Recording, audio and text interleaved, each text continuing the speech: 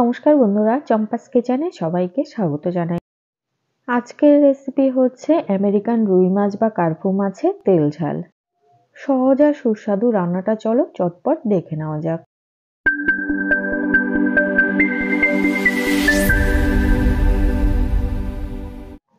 প্রথমেই গ্যাস জ্বালিয়ে একটা কড়াই গরমে বসিয়ে দিচ্ছি। কড়াইটাকে ভালো করে গরম করতে হবে। গরম কড়াইতে এবারে দিয়ে দিচ্ছি 3 টেবিল স্পুন সর্ষের তেল। যে কোনো মাছ ভাজার আগে কড়াই এবং সর্ষের তেল কিন্তু খুব ভালো করে ধোঁয়া ওঠা অবধি গরম করে নেবে।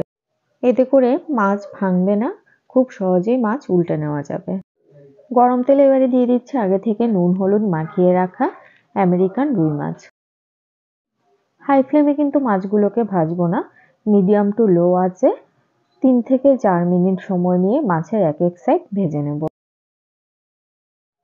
হাই ফ্লেমে ভাজলে মাছগুলো বাইরে থেকে পুড়ে যাবে আর ভেতরে কিন্তু কাঁচা থেকে যাবে।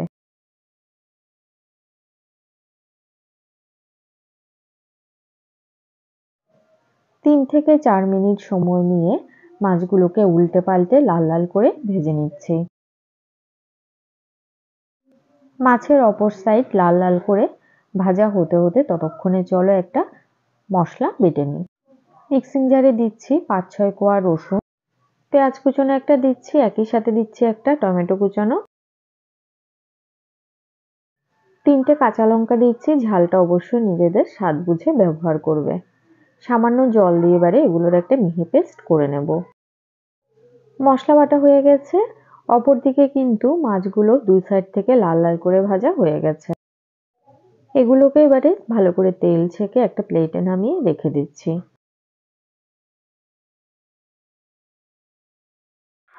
মাছ ভাজার ওই তেলে দিচ্ছি একটা তেজপাতা, 1/4 টিস্পুন কালো জিরে।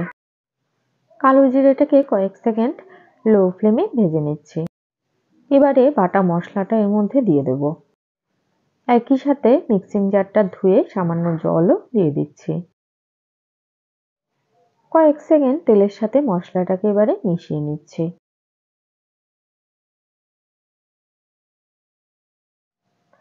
তেলের সাথে বাটা মশলা ভালো করে মিশিয়ে নিয়েছি। এবারে গুঁড়ো মশলা দেব।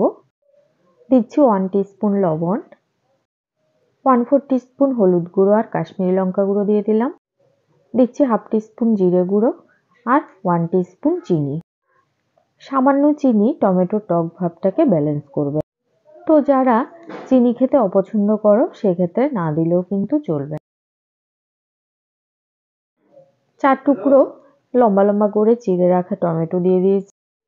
আমি অর্ধেকটা টমেটো বাটাতেও ইউজ করেছি আর বাকি টমেটোটা যেহেতু বেশ বড় ছিল এভাবে লম্বা লম্বা করে দিয়ে দিয়েছি। তবে তোমরা চাইলে সম্পূর্ণ টমেটোটা কিন্তু বেটেও ব্যবহার করতে পারো। দেখো মশলা সম্পূর্ণ জল শুকিয়ে গেছে আর খুব সুন্দর করে তেল ছেড়ে দিয়েছে। মশলা কষানো কিন্তু হয়ে গেছে। এবারে এর মধ্যে দিচ্ছি 1 কাপ জল। তেল ঝালে যেহেতু খুব বেশি ঝোল হয় না, তাই ঝোলের পরিমাণটা এক্ষেত্রে নিজেদের পরিমাণ বুঝে ব্যবহার করো। ঝোলের সাথে সমস্ত উপকরণ খুব ভালো করে মিশিয়ে গ্যাসের আঁচটা হাইতে করে দেব। এবারে এর মধ্যে দিয়ে দিচ্ছি ভেজে রাখা মাছ। আমাদের চ্যানেল চম্পাস কিচেনের রেসিপিগুলো যদি তোমাদের ভালো লাগে তাহলে অবশ্যই চ্যানেলটাকে সাবস্ক্রাইব করে নেবে এবং পাশে থাকা বেল আইকনটাকে প্রেস করে দেবে। এতে করে যখনই আমি নতুন ভিডিও আপলোড করব সাথে সাথে নোটিফিকেশন তোমাদের কাছে পৌঁছে যাবে।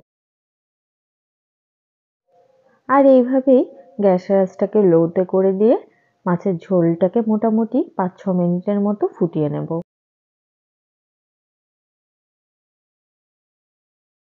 5-6 মিনিট ফুটিয়ে নেওয়ার পরে উপর থেকে ছড়িয়ে দিচ্ছি বেশ খানিকটা ধনেপাতা কুচনো। কড়াইয়ের চারধার থেকে দেখো খুব সুন্দর করে কিন্তু তেল ভেসে উঠেছে। মশলা এবং টমেটো যেহেতু কষানোতেই ভালো করে সেদ্ধ হয়ে গেছে, তাই এটাকে আমি ঢেকে দিলাম না। তোমরা চাইলে কিন্তু 5-6 মিনিটের জন্য এটাকে ঢেকেও সেদ্ধ করে নিতে পারো। ধনেপাতা ঝোলের সাথে হালকা করে মিশিয়ে গ্যাসের আঁচটা অফ করে দিচ্ছি। এরকম একটুখানি ঝোলটা মাছের গা মাখো মাখো থাকা অবস্থাতে গ্যাসের আঁচটা অফ করে দিচ্ছি, কারণ এটা ঠান্ডা হলে কিন্তু আরো অনেকটা ঘন হয়ে যাবে। রেসিপিটা কেমন লাগলো অবশ্যই কমেন্ট করে জানাবে। ভালো লাগলে লাইক করবে আর তোমার বন্ধুদের সাথে ভিডিওটাকে শেয়ার করতে কিন্তু একদম ভুলবে না। এতক্ষণ আমার পাশে থেকে ভিডিওটা দেখার জন্য অনেক অনেক ধন্যবাদ। ভালো থাকবে, সুস্থ থাকবে। পরের ভিডিওতে আবার দেখা হবে। বাই।